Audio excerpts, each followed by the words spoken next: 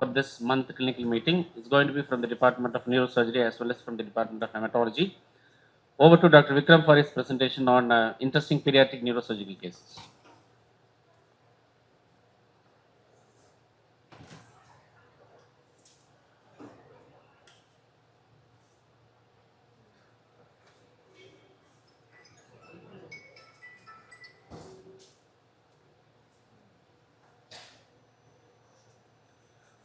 Good morning, everybody. It's nice to have all of you here in the morning. Take that? I think so. So every time I've been giving talks regarding adult neurosurgery and endoscopic neurosurgery, it will be nice for me to give a talk about what kind of work we have been doing in pediatric neurosurgery as well. So this is a recent case.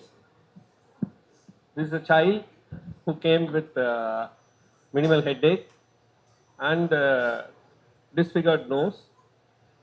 Actually, from the birth, the child is having this kind of altered nose, and the MRI CT has been done, which shows a dermoid in the apex of the nose and a small portion of connecting right up to the foramen cecum and into the brain in the frontal side as well. So this was referred to me by Dr. Devaran sir, pediatric, plastic surgeon. So we did a combined work. We were able to go around the lesion. You can see in the last image, we opened the frenulum, valvula, and excised the lesion completely. With the endoscopic assistance, we traced the proximal pedicle right up to the nasal base, nasal, and luckily the lesion was ending in the bone and not extending intradurally. So the child did have associated corpus callosal agenesis and mild ventricular dilatation. So preoperatively, I had put the child on a ventriculoperitoneal shunt, thinking that if the lesion extends and with the hydrocephalus, we may land up in CSF leak and facing the problems further. But luckily, the lesion did not extend beyond that base. And you can see in the CT images, the single septum, usually what we see, had been split from the birth, and you can see even the intercanthal distance is higher. Because of the dermoid formation and the evolution, the formation of the skull base, the entire skull base is partly set apart and the septum has been split. So just removing the lesion alone for this child is not very effective, because basically the child came to us mainly as an cosmesis. So plastic surgeon did the excellent work of splitting the septal cartilage, bringing it together. In spite, the shape was not getting as it was expected to be. So we had to take rib cartilage and reconstruct the entire nasal ridge. So you can see the final result, how the child has nose has been nicely brought back. It's a teamwork naturally, and the child went home without any problem. There is a small residual epidermoid intracranially, but which is not creating any trouble for now. So we are planning to deal with that at a later date. One congenital malformation existing with the other congenital malformation of the skull base. Along with that, you can see I have put a spine image also. There is a closed spinal defect. There is a tethered cord, but the child is asymptomatic as of now. So once the child becomes symptomatic, or once they settle down a little more, we may be able to do that separately at a later date. So this is another child with a myelomeningocele, open defect, closed defect, but uh, the laminas are absent, and you can see there is a, in the dorsal cord, there is a chiari with syrinx. I didn't want to handle all at the same time. Many a time, once we release the cord, detether the cord, and reconstruct the myelomeningocele, most of them will settle down. If it doesn't settle down, we will be able to go and handle it later. So this is the post-op image. So this is another myelomeningocele with the tether cord, which we are able to reconstruct thanks to plastic team who helps us in reconstruction at a time when the defect is wide and the mobilization may be little difficult. Not all tufts of hairs are silent. Many a time you will have tethered cord with the plug cord going right up to the cord. We may have to trace it right up to the cord and release it. Sometimes these sinuses do get infected. If you are able to pick up before it gets infected and the symptoms of tethered cord appears, it is always better for the child. So this is another child who came with spontaneous intracerebral subdural hematoma. So vitamin K, everything was normal, but there was some amount of coagulopathy. However, as the child was little drowsy, we had to operate and release the hemorrhage. The child did very well. And then following that, when we evaluate, the child had choledochal cyst with the liver parameter alteration. And that was the cause for subdural hematoma. So the child, after that, underwent choledochal cystojejunostomy kind of procedure, so that the liver parameters reverse and the child became normal. We did have some kind of hemophilia hemorrhages also, such in children to get operated. And this is another child. We all know this such a large fourth ventricular lesion with the hydrocephalus. It's usually, generally, many a time will present only with vomiting, with no other symptoms except for some headache. And we did by telovelar approach, that is lifting the tonsillar part of the cerebellum and go through the foramen to remove all the lesion. You can see the radical excision what we achieve. In all these mitotic lesions, it's very, very important that we reach as much as lesion excision possible, what we call a safe supramarginal excision, as much as possible with no extra deficits to be caused to the children. So these kind of lesions, when you operate and remove, there are chances the child will have severe ataxia and mutism. That too, when we go through the vermis, these symptoms are very much aggressive, and we can see that happening very frequently. But when you go through telovelar approach through the foramen, you have less chances and you can have still a great resection of the lesion. So this is another child who presented with supracerebellar pilocytic astrocytoma, and this is the youngest child whom I have operated in sitting position. So these lesions are very amenable to radical excision because they are pilocytic. Their growth rate is very, very low, and they will have a very good quality of life till their natural course, because recurrence rate, if you have a good excision, is very, very less. For to achieve that, the best approach for this is always supracerebellar approach. And though the lesion is in the midline, we have to make the child sit up and operate so that we can achieve maximum excision. So this is another child who presented with craniostenosis, non-syndromic. So this is an open method where we raise bicoronal skin flap. Depends on the stenotic suture line.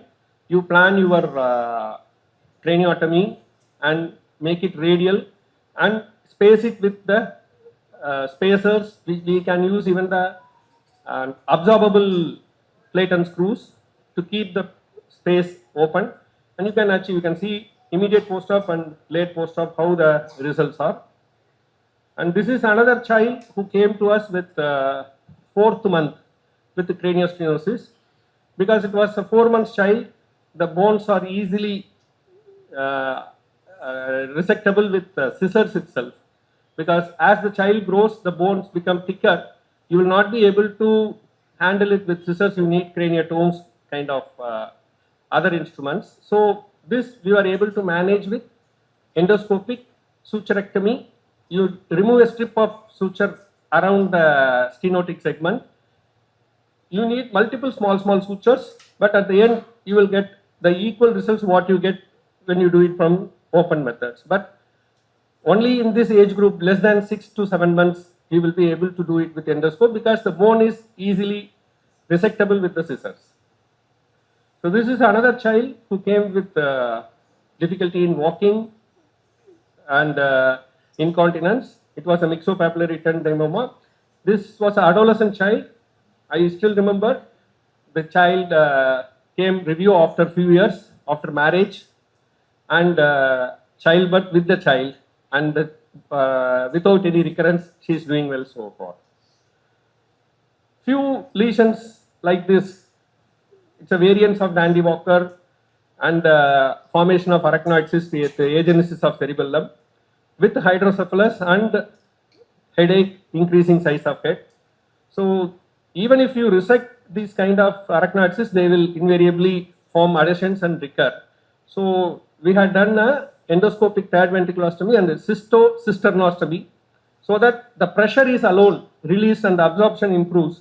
And you can see in the MRI, the sulci corti is much better seen in the T2 here, which is a post-op scan, than in the T1 where there is severe crowding of cortex. So this is another child with the same kind of arachnoid cyst in the Sylvan fissure area. Again, the same endoscopic cystocysternostomy was done. This is another child.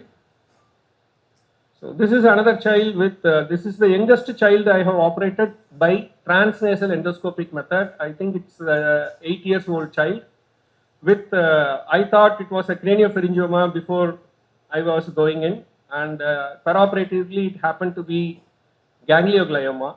However, radical resection achieved. The child did had some amount of diabetes insipidus, but later on settled down completely and doing well till now. This is another child with a large dermoid, that too stuck well with thalamic area. So with the hydrocephalus, I did a CSF diversion because this is a dermoid. They will release some amount of chemicals periodically. Endoscopic third ventriculostomy alone may not give a proper result. So we had to go for shunt and partial excision of the dermoid, because the portion which is very adherent to the thalamus we will not be able to resect, creating deficits to the child.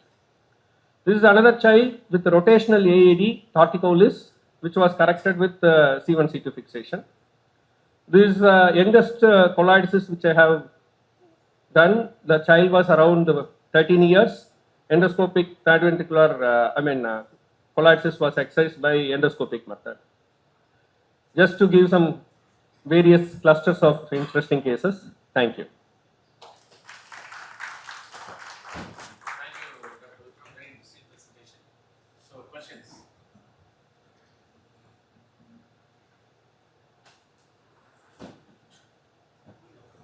Rather than questions, it's a great appreciation. Thank you. How many cases have you operated upon? Really highly appreciable. But dermoid cyst in the nose, was there having any connection intracranially? The first case. There were intracranial dermoid and nasal apical dermoid with a placode, but the bone and the dura in between was intact. It was not extending as such intracranially. Both are separate with the placode connecting. What is the results after meningomyelocele surgery? We always fail. We So if babies the develop child neurogenic bladder. neurology is good, generally they do very well. If the child's neurology, in the sense the lower limb weakness are very severe, correcting anything is not of much use. But if the child has preserved neurology, definitely this helps, because there are two things. One, later on when the child uh, growth happens, the meningomyelocele will cause tethering and cause new deficits. So once you correct it, two reasons: one, cosmosis; another is avoiding the tethering and getting new neurological or urinary incontinence kind of later on deficits will be avoided. What is the current scenario with regard to intrauterine surgery for meningomyelocele?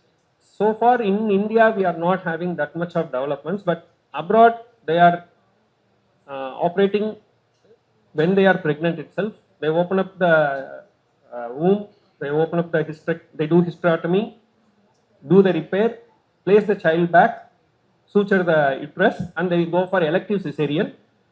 They say the healing rate becomes close to normal when they do intrauterine. But I have not heard that much of development in India so far. Thank you. Questions, please, from the pediatricians, sir. Sir. Primary related to pediatric neurology. So we have pediatricians. Vedana, Dr. Aruna. Sorry. So what's your take-home message from performing on pediatric neurosurgical cases? Referring early. Okay. See, pediatric neurosurgery is a team job. You will have to have, depends on the age, the pediatrician, neonatologist, as well pediatric anesthetist. It's a little more difficult job, for the sense the blood loss is very critical, the hypothermia, the drugs, and the sensitivity of the parents. So than adult, operating on a pediatric is very critical, because you cannot leave a deficit or a mortality. So you have to be much more careful.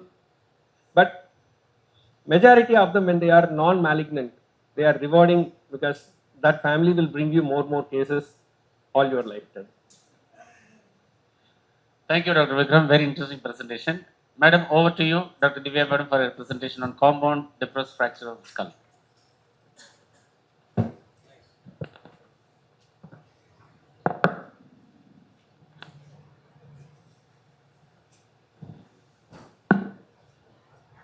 One and all here.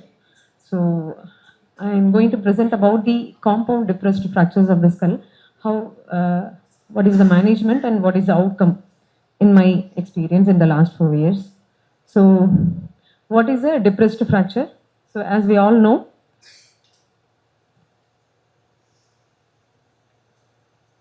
so depressed fracture is something that when the during the trauma, when the bone fragment goes deep into the brain, that is called the depressed fracture. When it becomes compound, when the depressed fragment is exposed to the environment through a scalp laceration. The laceration is there, underneath you can see the depressed fragment.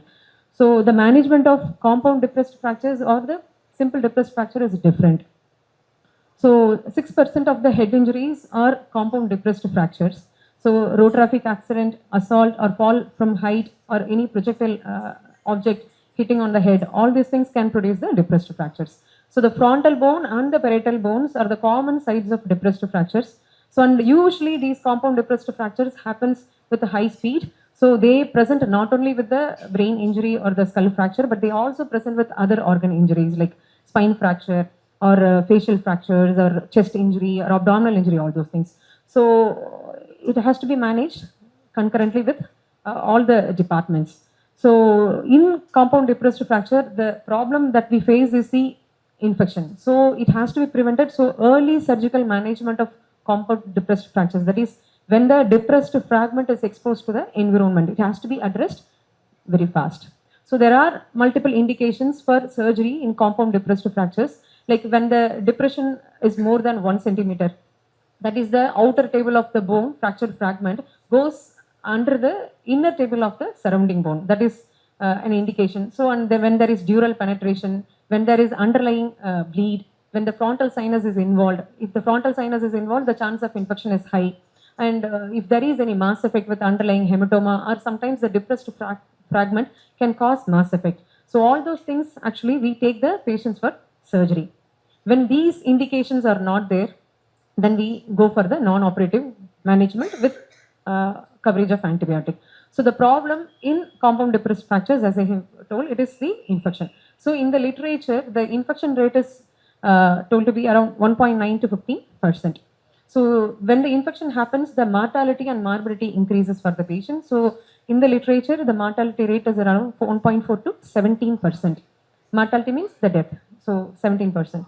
So what we have to do, we have to treat them with the early with the antibiotics. And the other important treatment is surgical removal of the bone fragment. That is the removal of the fractured bone fragment was the traditional treatment which was followed.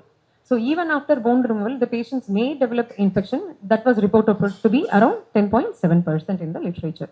So if the surgery is done more than 48 hours, after 48 hours of the accident, then the infection rate actually tends to increase. It comes to from 10%, it goes to 36.5%. So what is a primary cranioplasty? Yes, as I told, the traditional treatment is the fractured fragment has to be removed. But in primary cranioplasty, like we take out the bone flap, clean it, and then we put the bone flap back in place. Or we sometimes use the mesh. If multiple comminuted small fractures, then we may use the mesh, titanium mesh to do this. This is called primary cranioplasty. So in the literature, yes, the infection rate was not supposed to be increased when we do the primary cranioplasty, especially when we do the surgery within 16 hours of the accident. So actually 0% infection rate was reported. So, and also as I told, titanium mesh can also be used and the infection rate does not seem to increase. So, and there are multiple risk factors which leads to infection in the compound depressed fractures. There are some studies, like some people have compared whether if there is any dural injury along with the fractured fragment, whether that increases the infection. They said like it doesn't seem to increase the infection in one study. And in some studies, if we close the dura or if we leave the dura open, it doesn't seem to change the infection rate. And especially when pneumocranium means air goes into the brain. So when there is pneumocranium, when there is frontal sinus involvement, yes, they were associated with increased rate of infection.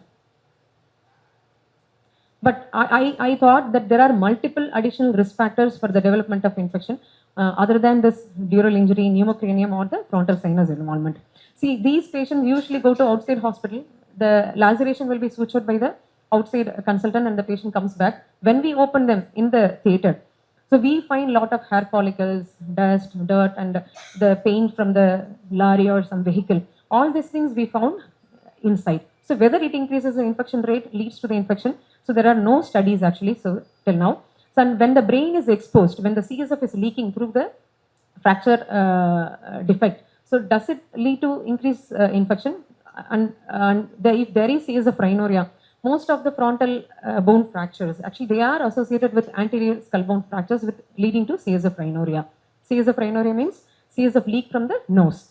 So these things can increase the infection rate. So sometimes we don't generally use the artificial dural patch, but sometimes we use, and whether that leads to infection, increased infection, because when we use the implant, that it is told that there is no change in the infection rate. So when we use the artificial dural patch, whether it increases, we don't know. And then when the patients come require anterior skull base, multiple fractures, so when we do the extensive repair, then whether that leads to increased infection rate. These are not studied in the literature, so I thought I should check these things, whether they increase the infection rate. So, and the other thing, the overall outcome, as I told, these patients come with other organ injuries. So the overall outcome depends not only on the neurosurgical treatment, but also on the concurrent management of other injuries also. So whether it leads to change in the overall outcome. So this I wanted to study, which was not given in the literature. So overall aim of the study was to evaluate the epidemiological features of compound depressed fractures and then to find out the rate of infection and the risk factors associated with the development of infection, and also to evaluate the overall outcome following surgical management. So I did a retrospective study from the year 2022 to 2025. Last year I joined in this hospital. Before that I was in Narayani Hospital in Vellore, and it was done there also. Patients were included from that place. So those who underwent surgery for compound depressed fractures were included in the study. So it was around 18 patients. So, as per the literature, coming to the epidemiology, it was more common among 16 to 45 years of age and more common in the male population, and also trauma was the most common mode of injury. But in some articles in the literature, assault was the most common cause for the compound depressed fractures. So, most of the patients were admitted with mild head injury, and this is 5 patients actually presented with lacerations when the brain was exposed, CSF was oozing out. So 5 patients I had, but 2 patients I couldn't have the pictures. So, and most of these patients, means around within 24 hours, 55% of the patients were operated, underwent surgery. But other patients, like there was some delay, because this delay is because these patients only 40% of the patients were admitted on the same day of trauma in our hospital, but 55% of the patients were admitted after 1 day. That was one major reason for a delay, because they go to outside hospital, take some first aid and suturing, and then they come back to the hospital the next day, and they come late. So it takes some time. Sometimes the affordability issue is also possible, means lead to this delay. And this is the pneumocranium, that is air in the brain. Sometimes the air may be spread in multiple areas, or it may be localized to the fracture area. So hair in the pneumocephalus, hair in the brain was present in 10 patients out of 18 patients. Hair follicles were present intraoperatively for 9 patients, and dural tear was present in 12 patients. And for 5 patients, I have to remove the bone flap, because 2 patients had raised ICP, I have to remove the bone flap. For other 3 patients, it was late in surgery, means we took it later, and also they were small defects contaminated. So the primary cranioplasty, as I told, I put back the bone or the mesh immediately after the surgery. So I did for 13 patients out of 18 patients. So 8 patients, like I used only the mesh. So 1 patient I used the bone flap, other patients I combined with both. So all the 5 patients who presented with brain exposed in the frontal region, they all had extensive anterior skull base repair. So it has to be addressed during the first surgery itself. It's not only addressing the frontal bone flap, we have to go to the anterior skull base, and we have to repair with free fat, fasciolata, and all those things. So you can see the fracture there, how extensive they are. All these patients, 5 patients underwent extensive anterior skull base repair. So, and 2 patients had a post-operative CSF rhinorrhea, means that is not from the operative site, it was from the sphenoid, which was very posterior. So means both of them actually were managed with conservative treatment. 1 patient with bed rest itself, the CSF rhinorrhea stopped. Other patient required lumbar drainage and for 5 days, and then it settled down. So coming to this thing, like the overall infection rate was around 22%. Actually, 4 patients developed the infection. So only 1 patient had implant infection, where I had to remove the implant. That was in the parietal region. The patient had assault, and then I removed the bone flap and put the titanium mesh. After 6 weeks, he came back with infection, pus discharge. So for him, I had to remove the bone flap. But the 1 patient actually who developed the infection, he developed cerebral abscess. I didn't keep the bone flap back. I had to remove because to reduce the ICP, but still he developed the infection. And 2 patients had meningitis. So this meningitis, 1 patient is post-operatively he developed, and another patient actually, like he had a CSF rhinorrhea post-operatively. So I have to do the lumbar drainage, and the CSF analysis, routine analysis showed infection. So 4 patients developed the infection, but 1 patient only required implant removal. So this is the patient who developed cerebral abscess. So for him, I had to put the artificial dural patch. Actually, I don't generally use artificial dural patch. For 2 patients I used. One of this patient, actually the brain was it was under high pressure, it was coming out. So the laceration was exactly on the dural tear. So I had to keep some artificial dural patch. So, but this patient, like after 2 weeks, he developed some pus discharge. He also underwent plastic surgery. Lateral wall of the orbit fracture was fixed with screws and plates. So from there, like it got infected, pus was coming out. After 3 weeks, he developed a full cerebral abscess. But he actually improved, sensorium improved to 10T. Like we removed the tracheostomy tube, but later he developed desaturated, and then GCS was 70, but he was unable to continue the treatment because of affordability issues. So he went against medical advice. And this is the patient who developed the implant infection. So, and overall, at the time of discharge, 16 patient GCS was 15/15 at the time of discharge. So So one patient, as I told, he developed cerebral abscess, went against medical advice. One patient with severe meningitis succumbed to death. So mortality rate was 5.5% in my study.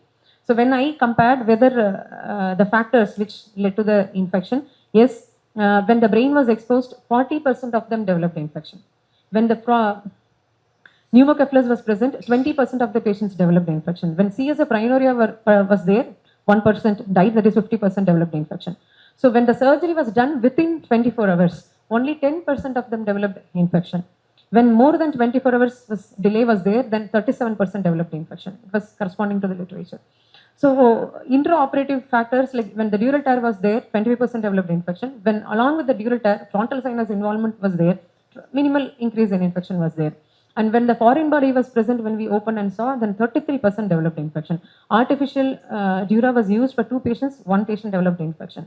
Primary cranioplasty, actually the infection rate was only 7.69. Out of 13, only 1 developed infection. So it is safe. And when the patients required skull base repair, 40% of them developed infection. When the injury is more severe, then the chance of infection is increasing. So when we come to the infection, cause of infection in compound depressed fractures, it is multifactorial. It is not one single factor which leads to infection. There are multiple factors which leads to the infection. All of them have to be addressed or taken care of. So in these patients, like out of means ortho surgery was required for 3 patients, means 13 patients out of 18. Other departmental intervention was also required.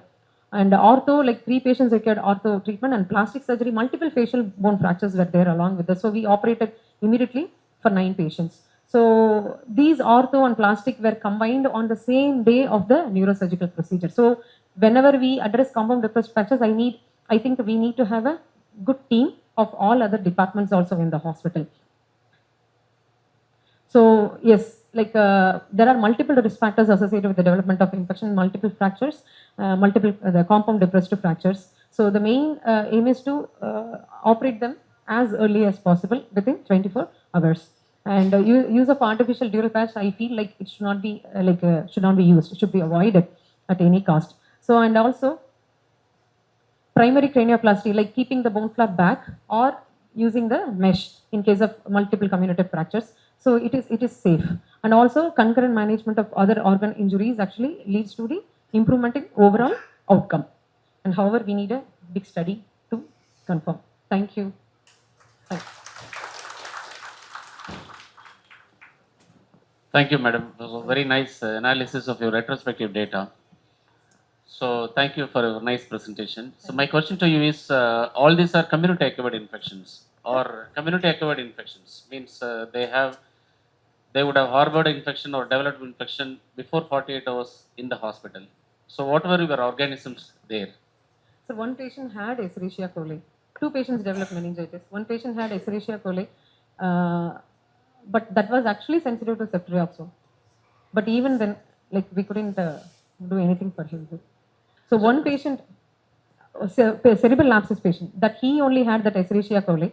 So, but see, we were treating him with ceftriaxone only, which was sensitive. But however, finally he developed cerebral abscess.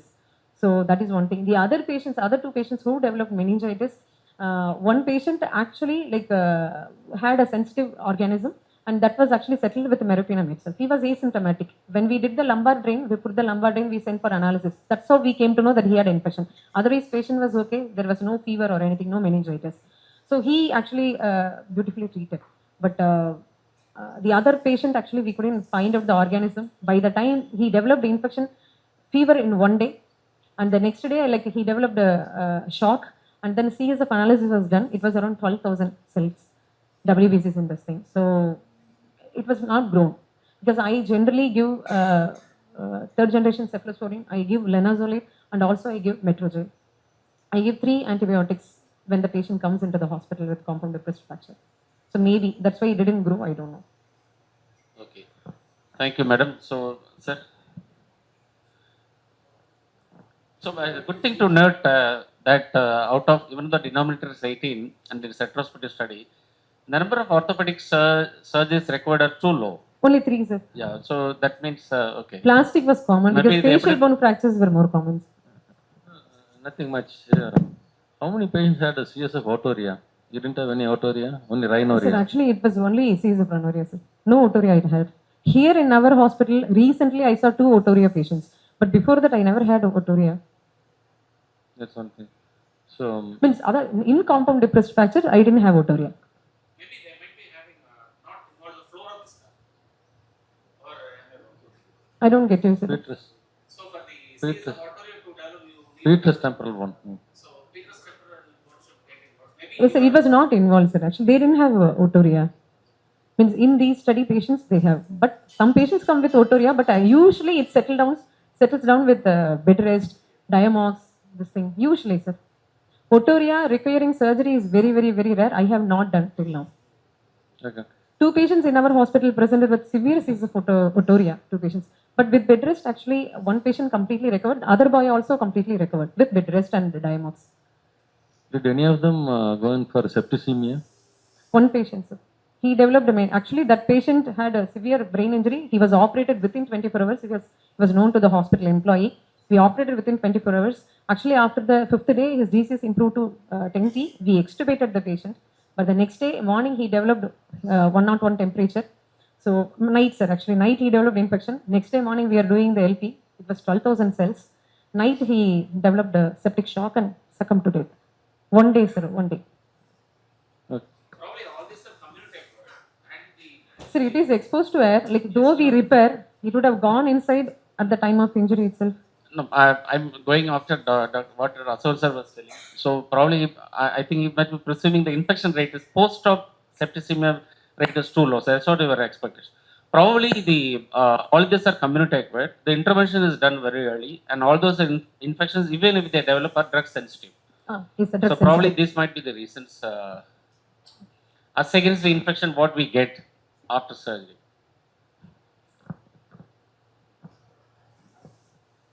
Dr. Mohan, this is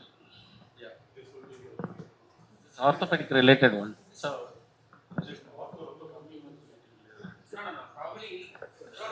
These studies, these retrospective studies, some patients are probably from Ramakrishna, others are from Narayani Hospital, sir. Actually, where some of the patients are assault, so they hit on the skull. They will not hit on the sir, see, assault was only 1 patient, sir. So probably that might be the reason. 2 patients, stone, when they were working in the mine, like they had a quarry, they had the stone falling on the head. You're all talking about the early infections within 3 weeks. Within 3 weeks. Did you see any late infections? So 1 patient developed after 6 weeks. So late infections. Means I was- followed them up for 3 months, sir.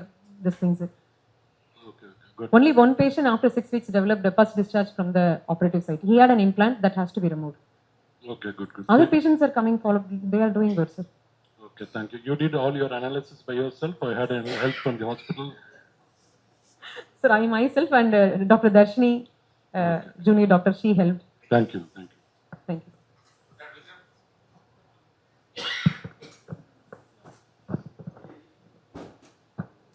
Very good presentation. Thank you, sir. See again, the type of injury what the patient has, where the injury happens, and contamination. These are all multiple factors along with the age, the vascularity of the scalp at that time, and the comorbidities. All plays a major role. It is not just what we do in the theater. Every patient, whether it's a compound or non-compound, we attend to them the same way as any other patient. However, all these other additional factors do play a role. And if we have data of about 1,000 patients, then we will know the real picture. When the N value is low, it's very difficult to analyze whether is there anything wrong from our side or the presentation itself. So that's one thing. And regarding Mohan sir's question, if the patient lands on the leg, we will not have compound depressed fractures. If they land on the head, we will have compound depressed fractures. Nothing more. In the place of dural graft, So dural, tap. Okay. which is artificial, do you have any choice to harvest fascia from the body and keep it there? So from the thigh, we can actually harvest the fish and these things. Sir. I happen to work in forensic medicine for some time, so I have a large experience in dealing with head injuries in the Okay, sir. post-mortem shed. Okay, sir. what is the commonest killer is the cerebral edema. So what measures did you take to? So in this study, actually 2 patients had severe cerebral edema, so I had to remove the bone flap. But other patients, actually after the surgery, we give like medicines like mannitol, 3% saline. And some patients require ventilation. That also helps to reduce the edema. Yes, sir. So frontal bone fractures with extensive skull base fracture, they only have they are very difficult to manage. Other things are easy to manage somewhat, but these fractures, frontal bone fractures with anterior skull base fractures, are difficult to manage somewhat. Where do you harvest the fascia to make the? So we generally graft? use the Dural pericranium, but when in the frontal fractures, actually sometimes the pericranium may also be involved, contaminated. So we may not be able to use the pericranium, or even there is some pericranium. If we means repair the skull base, it may not be enough. So we may have to harvest it from the thigh or something. Deep fascia from the Deep thigh. fascia from thigh. Yes. Thank you. For the very nice presentation and taking up all the retrospective data. Over to Dr. Sridhar Gopal for his talk on millions, lakhs, thousands. Probably it reflects to his speciality. And we'll see what the world of real at the end of your last presentation. So again, thank you. Good morning, one and all. Again, a few disclaimers here. So again, I'm not going to talk anything about finances or wealth management. So again, so what I was mentioning as millions is basically everyone has all these things. So what about I was mentioning as millions is the RBC. We do know that we have 4 to 5 millions of RBCs. So everyone here are kind of trillionaire. It's not only about Elon Musk. So everyone is trillionaire here. We have at least close to 20 trillions RBCs for every human. So again, lakhs, what I was mentioning about the platelet counts, we all know it's about 1.5 to 4.5 lakhs per microliter. Again, thousands are the WBC counts. So what I was mentioning as millions, lakhs and thousands is nothing but our counts, so which we have in our day-to-day life. So this is the real wealth, what I would say, because many times when the patients are lacking, we do come across lots of infections, anemic complications, and bleeding complications, which I will be discussing in my next upcoming slides. So just 2-3 cases in view of time constraints. So case number 1 is basically a 26-year-old female who is married since 4 years. So she came to me with excessive tiredness, easy fatigability, mild dyspnea and exertion, and palpitation as a routine anemic symptoms. So, but she does not have any loss of appetite, any autoimmune symptoms like fever, joint pain, skin rashes, or hair fall. Again, from a menstrual point of view, she is not bleeding heavily, like her bleeding cycles are normal. There was no other bleeding manifestation. So apart from the mild anemia, anemic symptoms, she did not have any other symptoms. So again, when we dig further and further, so family history wise, the mother had history of anemia, but she was never transfused. Again, in 2023, she had an history of abortion because of decreased cardiac activity in fetus. And she also had a chronic anemia in the past. She was given multiple B12 iron supplements elsewhere for past 3 years, but there was no recovery. Even she got transfused at least 3 times. There was total of 3 units of blood transfusion which was done in the past. Again, she also had her parents had a consanguineous marriage. So all these, if you see the chronic anemia and mother, consanguinity, it was saying something. It was more of a hereditary anemia which could have been there. Examination, apart from mild pallor, there was no frontal bossing or any dysmorphism, which happens with chronic anemia, especially in thalassemia. We do see frontal bossings and even some dysmorphic features. Any other congenital anemias like Fanconi anemia, we do see some dysmorphic features. All these features was not there. There was no lymphadenopathy, no icterus or cyanosis. There was a mild hepatosplenomegaly. Maybe I could just feel maybe around 2 to 3 centimeters of liver and spleen. So again, certain things are mild pallor, again chronic anemia, which is the reason for this hepatosplenomegaly.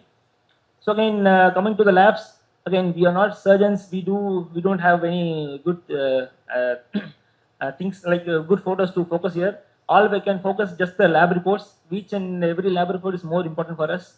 So if you see meticulously, the hemoglobin is 6.7, and the platelet count is also low. It's only 69,000, but she never had any bleeding. So that's a bicytopenia. It's not a simple anemia which was there for the patient. Again, If you see the MCV, it is normal, it is 82 pentoliters. MCV is very, very important here because any patient with chronic anemia, especially in a country like India where thalassemia is very common.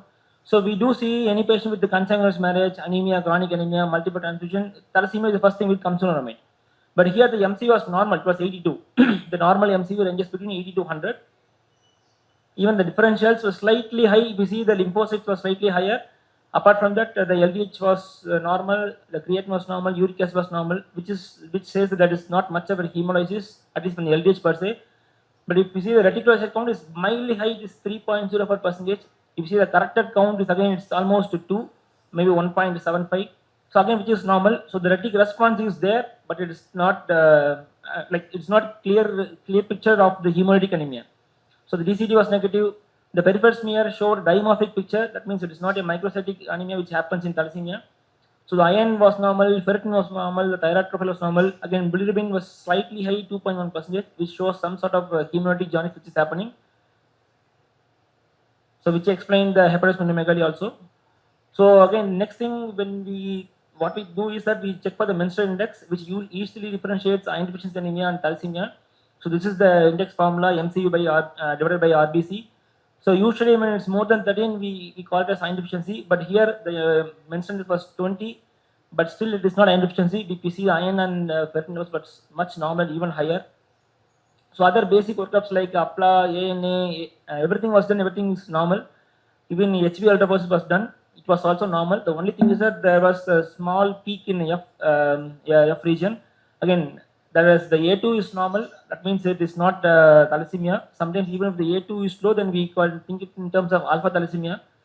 Again, the workup for PNH, that is paroxysmal nocturnal hemoglobin, which can happen in this age, was normal.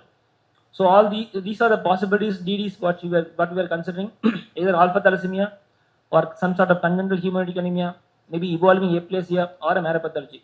So after discussing, initially they were not keen in doing marrow. So after discussing with the family, we did a marrow. So to our surprise, the bone marrow was very difficult marrow. So usually for young individuals, if the marrow is active, productive, so usually we get the aspirate very easily. For this patient, the marrow was very difficult. So we got only the dilute, the imprint smear, but showed it was a normal cellular marrow. But the tryphin, if you see, it's a hypocellular marrow. So again, we thought it is like most of evolving aplasia, something like a Fanconi or some sort of a Diamond-Blackman anemia, where there can be hypoplastic marrow. So or some sort of drug which she is hiding. So we again some autoimmune etiology.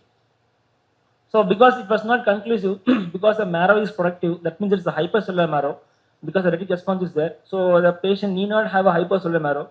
So keeping all these things in mind, we did the whole exome sequencing. So to our surprise, all these mutations were positive for the patient. So if you see, the most clinical or pathological ones are the TBXAS1 mutation positive. So even though the Fanconi gene was positive, the mutation was positive, it was heterozygous, but the patient never had any pancytopenia, even there was no dysmorphism. So again, it was kept aside for a while. So what we are trying to maybe address here is the TBXAS1 mutation which was positive. Again, I discussed with the molecular pathologist who reported this. He was very sure that it is mostly because of the TBXAX1 mutation. The TBXAX1 mutation, a bit about that. It is reported very in very few cases in literature. So the mutation basically is a thromboxane A synthase mutation. So what will happen is that will convert the conversion of prostaglandins to thromboxane A2. So we all know that thromboxane A2 is a potent stimulator of platelet aggregation and vasoconstriction. So why there was a hypoplasia or hypocellular marrow is basically what would have happened is that, so these platelets would have got aggregated inside the marrow. Maybe the the prostaglandin would have got accumulated in the marrow, which may result in a hypercellular marrow.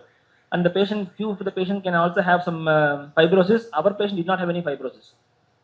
So again, next comes the treatment. So what to do? We were thinking more in terms of some sort of transplant-like things. But when I was going through literature, it looks like aspirin is the only drug of choice here. It is like more of a targeted therapy. So aspirin, we all know what it will do. It is by inhibiting COX-1 and COX-2 pathway. So it decreases the production of PGA2, so which prevents again further toxic accumulation inside the marrow. So it relieves the marrow fibrosis and hematological parameters. So she was just started on a very minimal dose of hormonal with aspirin 70 mg. She responded tremendously. So from hemoglobin 6.3, if you see, in a matter of maybe around 2 to 3 months, the hemoglobin went up to 11.5. So, and many complicated things need not require complicated solutions. Just a simple solutions like even aspirin was good for this patient. Even I came to know only after this case. So finally, again, so after in the period of when she was getting recovered, she got conceived. Again, they were very keen in continuing pregnancy because she had multiple 2-3 abortions in the past and married since 4 years. So again, we involved the geneticist. We counseled regarding the possibilities of all these mutations which can happen, but still they want to continue the pregnancy. And she delivered last week. She maintained a hemoglobin more than 11 throughout the pregnancy. She never had any transfusions during the pregnancy. The pregnancy went on well, uneventful without any complications. And maybe in future we are planning to do a best for the baby. So coming to the case number 2, again, Logan was involved for this patient. So basically, again, she's a 27-year-old female, married less than 6 months. She's working in IT job. So initially, she got admitted in medicine department in April 2026 with a shortness, like dyspnea and exertion, even as of temperature, giddiness and dry cough for past 2 weeks. The family history, there is no history of TB. There is no known comorbidities, no autoimmune features in the past. Examination, she had mild pallor. Again, one thing significant is that left supraclavicular lymphadenopathy. The vitals, if you see, it's like mild tachycardia with tachypnea, respiratory around 22 and tachycardia around 104. So apart from that, examination wise, there was decreased breath sounds on the left lung fields. So again, lab wise, most of the parameters are normal. Hemoglobin 11, platelets are 1.6 lakhs. Again, the WBC, the lab parameters, especially CBC, did not reveal anything. So again, CRP was positive, was 3.5. The blood cultures was done initially, it was negative. So because she had a pleural effusion, so this was X-ray, she had a pleural effusion. So interventional radiologist was involved, and we did the pleural tapping. We sent for analysis. So in the meanwhile, she was not responding to antibiotics. There is no resolution of symptoms. So this was CT thorax, which was done. You see that in the moderate pleural effusion with the mediastinal nodes. So this was the picture. So again, we sent all the cultures. Everything was negative. The pleural analysis showed almost more of a WBCs, almost 696 cells with 85% lymphocytosis. However, it was more of X-rate. So the gene expert, AFB and TB culture, everything came out to be negative. Even the pleural culture came negative. So empirically, there was slight improvement in symptomatic for the patients.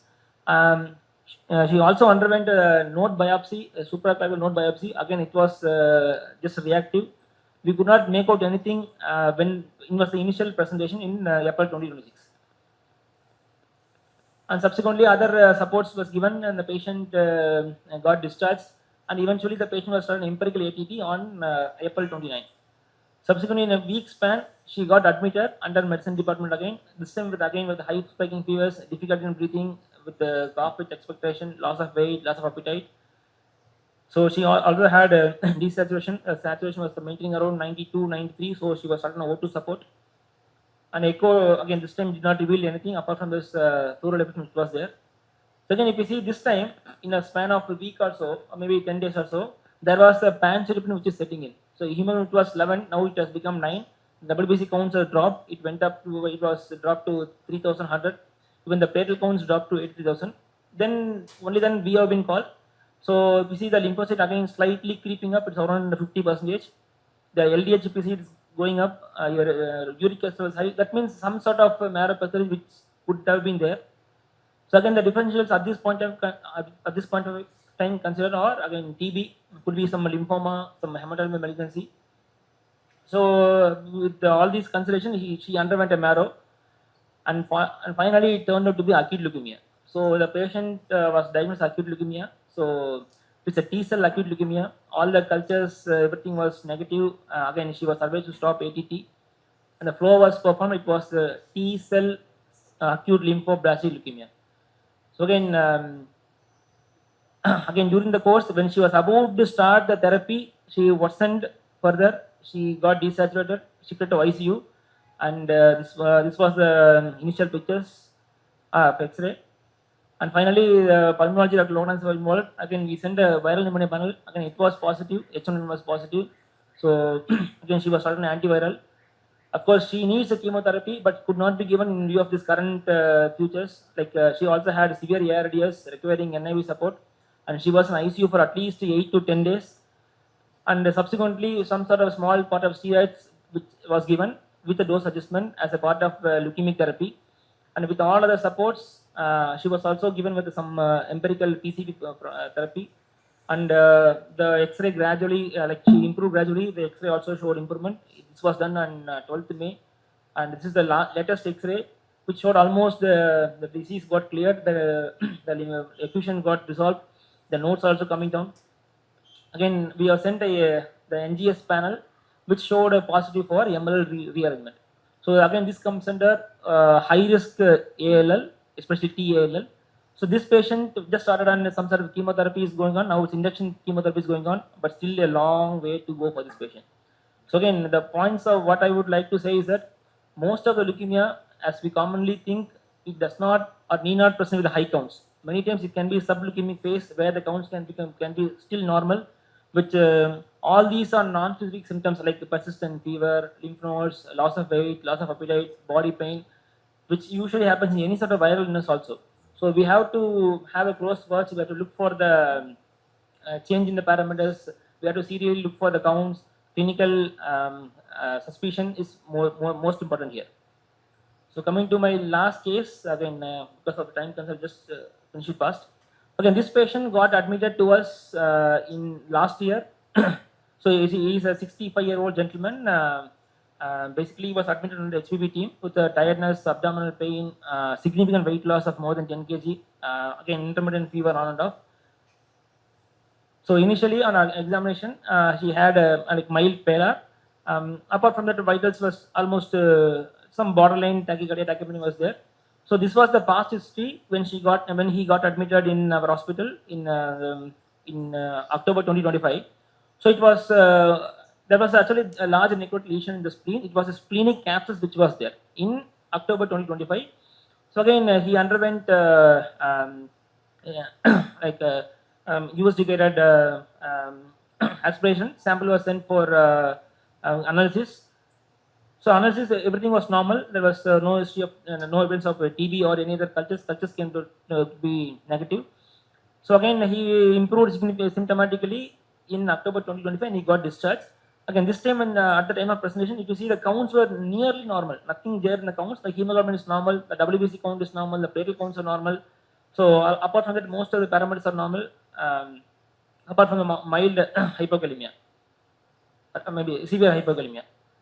So this was the CT done in the month of April. Now it showed malignant, large necrotic masses in the spleen, and there was multiple intra-abdominal nodes which was not there before.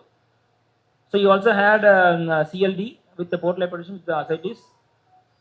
So compared to the last CT, there was an interval increase in intra-abdominal nodes. This was the CT. Again, if you see, so there is a large necrotic lesion in the spleen, and there are multiple intra-abdominal nodes.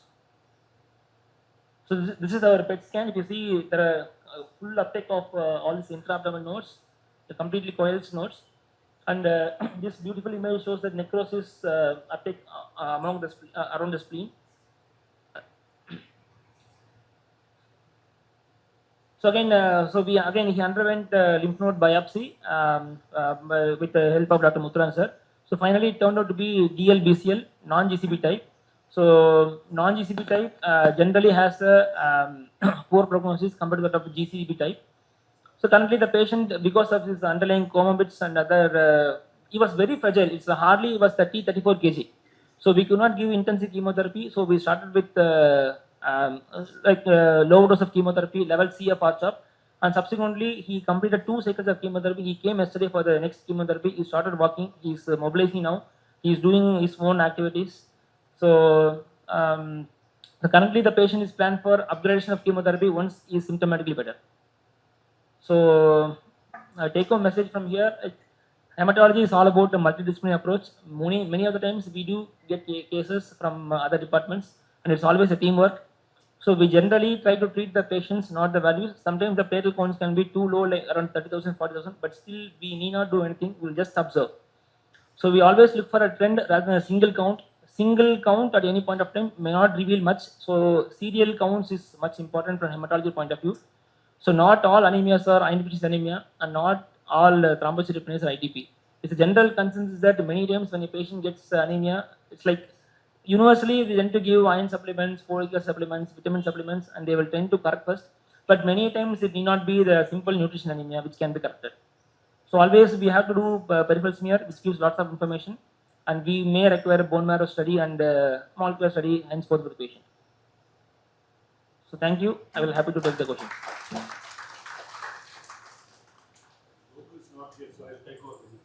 Please, sir.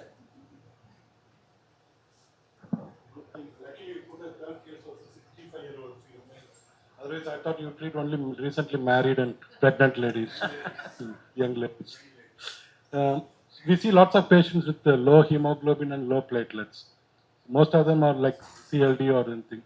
But when do you decide that you need all these ANCAs, TBX, AL? How do you decide? We need to do all the tests. So certain things which is not fitting into anything, sir. Like if at all we are suspecting CLD, but the ultrasound or the CT is not showing anything. But in that way, we'll change for the patient to patient basis, sir. We don't go with every investigation at one point of time. We do see one step at a time. Like initially we just do peripheral smear with other parameters. If it is not, nothing is clinching here, then we will go next step. So step by step. Step by step. Because if you start doing, each patient will roughly cost 150,000 or just for a simple anemia investigation alone. How do you explain the failure of lymph node biopsy? It came as reactive in a clear-cut case of Yes, sir. leukemia.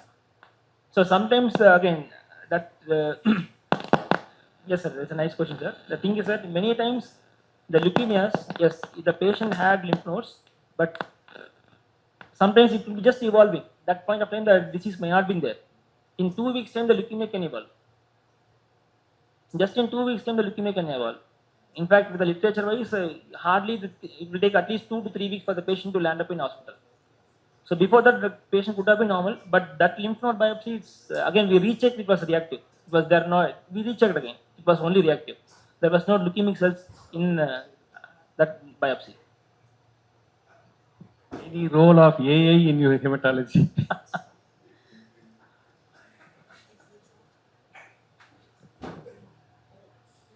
Yes, sir. This see, if you see the complete blood count, that will reveal most of the picture. Like for us, if you see CBC, we generally don't see just the hemoglobin alone. We always tend to see the MCV, MCFC, other things. So that will reveal most of us. Probably AI will be helping us to maybe to showcase what is there inside.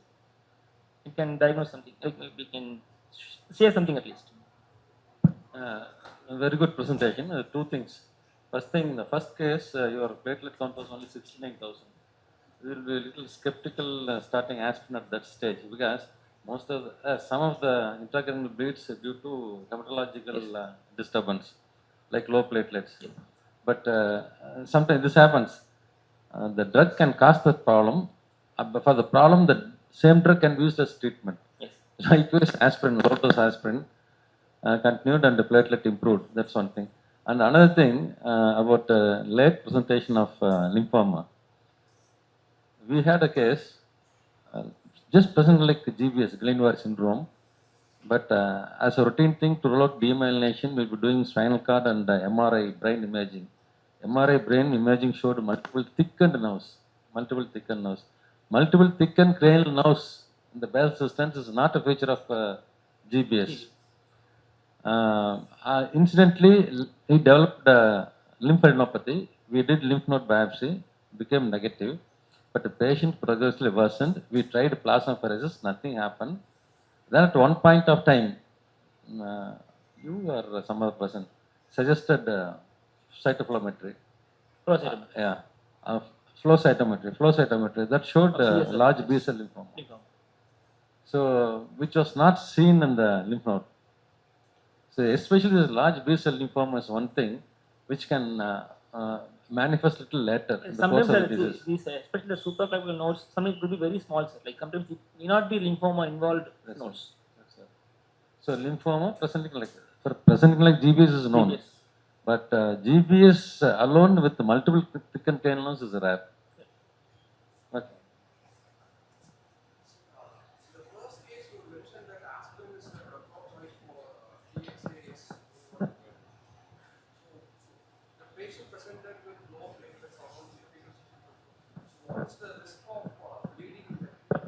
Again, for hematologically, as per the guidelines, so when the patient is clinically stable, there is no bleeding manifestations. So even if it's more than 50,000, we generally tend to give antiplatelets. Even there are multiple patients here. If you see, even there right now, there's a patient in medical ward. The platelet counts of 30,000. We are giving anticoagulation for the patient with cover. So for that patient, we are giving with platelet cover because the patient is having DVT, the patient is having lymphoma. So it could be lymphoma-induced thrombosis or the cancer-induced thrombosis. We have to correct both. So we are one side we are giving chemotherapy, and one side we are giving anticoagulation with cover. So sometimes it's again it's completely a balanced thing. So we can go either way. So we have to discuss with the patients regarding which risk versus benefits, which overweighs here, and then we have to take a call accordingly. So many times it happens so because many patients in ICU, the platelet counts will be invariably low. So but that patient may require anticoagulation or antiplatelets. So we have to take call each and every patient basis.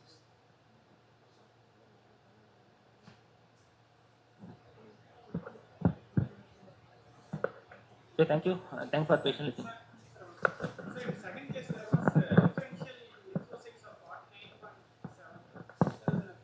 After 20 days, it was 50%. That's what it is not too high. It's not too high. Just borderline. So just we should have a close watch. That's what I was trying to say. The lymphocyte again it could be high most of the time in the viral illness. So we have to have a close watch. But if the patient is developing pancytopenia, so there the pancytopenia is more worrisome than the just lymphocyte count alone for me. Is there any cutoff like at this No, so differential basically, which is theoretically we say 40%, but it's not so. It's not so.